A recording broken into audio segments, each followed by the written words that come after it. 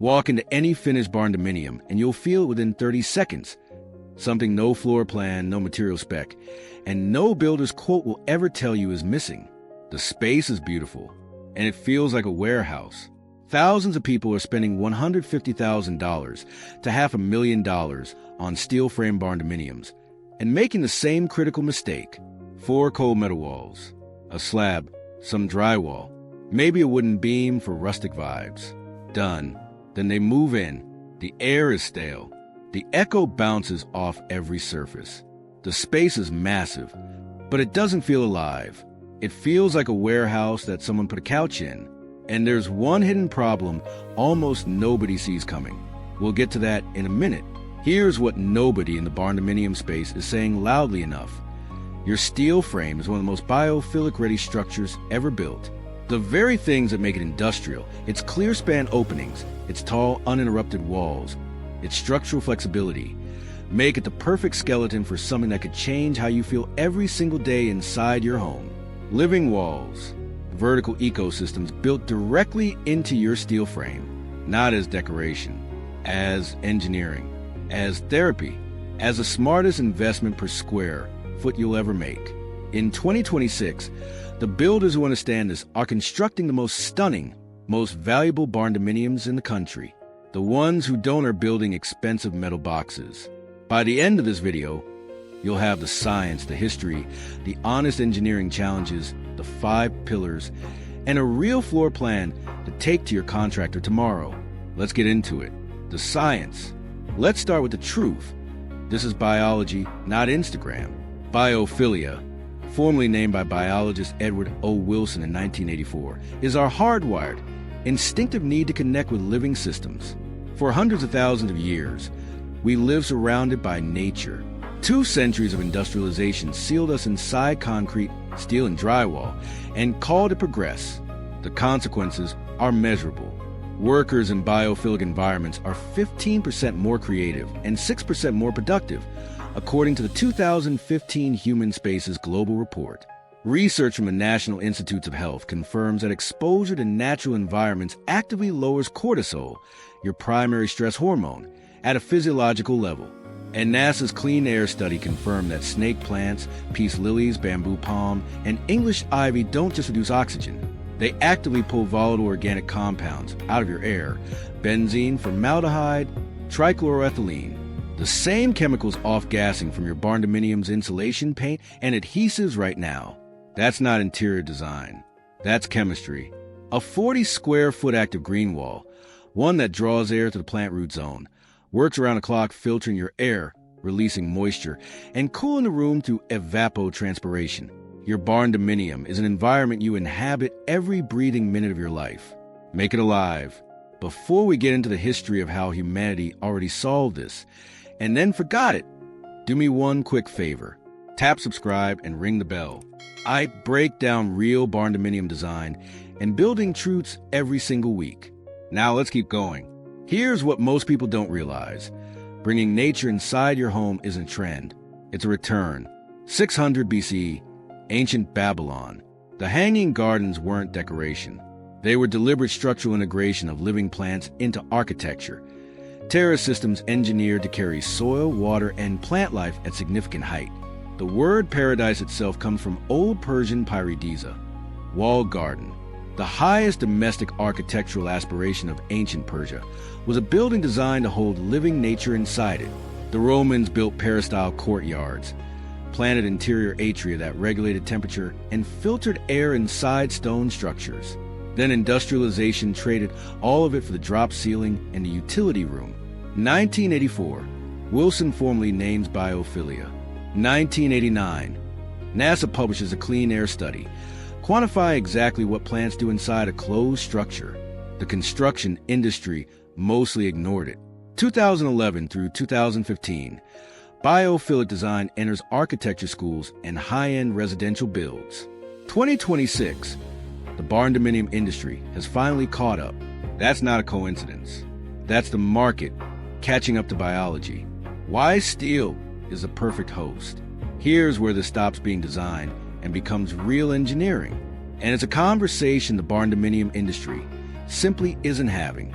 Steel is structurally one of the most cooperative hosts for a living wall ever designed.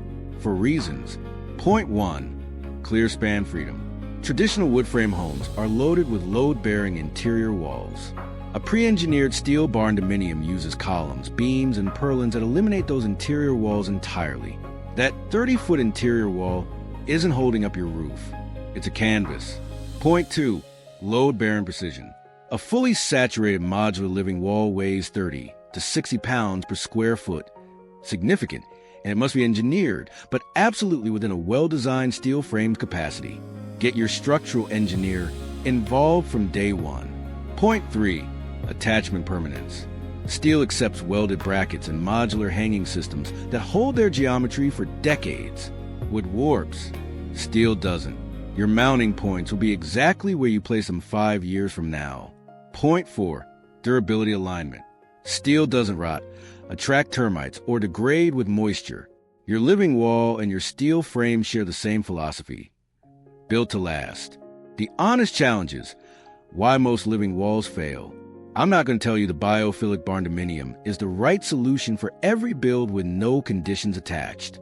That's not how real engineering works. Here's where we get real. The primary challenge is moisture. Metal and water have a complicated relationship.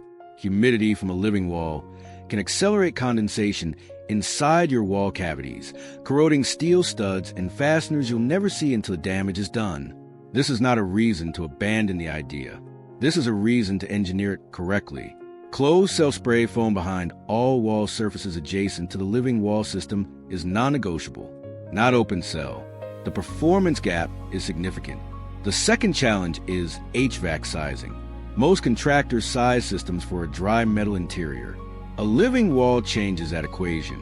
Have your mechanical contractor run a full load calculation with the wall factored in before your system is finalized. That conversation happens at the design stage, not after rough-in. The third challenge is installer qualification. A certified green wall installer must design and commission the irrigation. A structural engineer must approve all attachment points. The difference between a living wall that thrives for 20 years and one that fails in 18 months comes down almost entirely to that distinction. The fourth challenge is plant hardiness. Steel conducts heat at 400 times the rate of wood. Without a proper building envelope, interior temperature swings will stress root zones in ways that kill your wall in one season. Know your climate. Design accordingly. Every one of these challenges is solvable, but only at the design phase, not after the slab is poured. The 5 engineering pillars. Most people skim this section. Don't. This is where builds succeed or fail. Pillar 1, vapor barrier. If you skip this, your wall will cause the exact corrosion problem barndominium skeptics warn you about, and they'll be right. Closed cell spray foam behind all metal wall surfaces adjacent to the system. Humidity benefits your interior air, not your wall cavities. Pillar 2, waterproofing membrane. A high-density polyethylene backing board completely isolates the growing medium from your structural wall. Water flows down through the system, collects in a base reservoir, and recirculates. Nothing migrates toward your steel frame. Pillar 3, drainage and irrigation. A programmable drip irrigation system with a base reservoir drain point engineered into the slab during the pour, not retrofitted. Retrofitting drainage into finished concrete costs 3 to 4 times more and never looks as clean. Pillar 4, HVAC coordination. Your wall adds real humidity. That's a feature, not a defect. But your system must maintain 40 to 60% indoor humidity. Run the full mechanical load calculation before your system is specified, not after. Pillar 5, structural attachment. Your engineer identifies attachment points, welded brackets, through bolted connections to steel studs or a secondary subframe. The full saturated weight must transfer cleanly to the foundation. Non-negotiable. Do all 5 correctly and you have a system that is structurally sound, moisture safe, and built to last the life of the building. Plants and design. Plant selection in a barndominium is strategic, not decorative. Metal interiors heat fast and cool fast. Choose accordingly. The performers, potholes and philodendrons, are nearly indestructible in lower interior light. Boston ferns actively absorb moisture, a functional bonus in humidity management. Snake plants are NASA-verified air purifiers that tolerate temperature swings without complaint. Peace lilies filter benzene and formaldehyde while flowering in minimal light. Preserved moss panels need zero irrigation, zero light, zero maintenance, and deliver genuine acoustic softening that most barndominium owners never anticipate needing. The same steel and concrete that makes your home durable makes it echo. Preserved moss absorbs that. In highlight zones near skylights, rosemary, thyme, and basil do double duty, visually compelling and useful every single day. On design, the most compelling 2026 builds use living walls as architectural punctuation, a 6x8 foot statement panel beside a steel column, or a continuous wall as a soft room divider between kitchen and living, preserving the full vaulted ceiling above. That's not a lifestyle accessory. That's architecture. Now the floor plan. Let me show you what this actually looks like on paper, because this is where a concept becomes a real building. 2,000 square feet, single-story rectangle, long east-west axis. The south-facing wall is your primary design asset. Floor-to-ceiling glass on the eastern half for passive solar gain, shaded by a 12-foot deep covered porch in summer. The western half of that south wall is where your primary living wall lives. Full height, 7 feet wide, anchored between two exposed steel columns. Irrigation reservoir recessed into slab at the base, engineered at the pore, not retrofitted. Open living and kitchen zone occupies the full south half. The living wall is a focal anchor of the great room, visible from every point in the open plan. No shiplap accent wall, no floating TV mount. The living wall is a statement. A secondary preserved moss panel runs along the kitchen island as a visual room divider. No built wall, no loss of ceiling height. Primary bedroom on the north wall, quieter, cooler, better insulated. 42-inch doorways throughout. Zero threshold bathroom entry. Center mechanical room mid-structure. HVAC, irrigation controls, and electrical panel. Irrigation lines running invisibly through the ceiling cavity to the south wall. That's a buildable floor plan. Take it to your contractor. The honest truth. Is this right for every build? No. A weekend hunting cabin doesn't need the system. A high-humidity Gulf Coast build requires more engineering discipline and tighter moisture margins than a dry climate build. But if this is your primary residence, a home you plan to live in for 15 years or more, this isn't a luxury upgrade. It's the direction the entire industry is moving. The builders who understand that right now are building the most valuable steel frame homes in the country.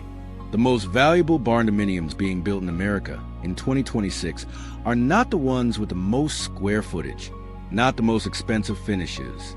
They're the ones that feel alive. What those builders understood, and what the rest of the industry is only now recognizing, is that a home designed to work with nature costs less to operate, performs better over decades, and does something no granite countertop or vaulted ceiling ever will. It makes you feel better every single day you wake up inside it. Nature is what's missing from most steel builds, and your steel frame was always ready to hold it. If this video gave you something real, hit like, tap subscribe, and drop your question in the comments. I read every single one. Your question might become the next deep dive on this channel. I'll see you in the next one.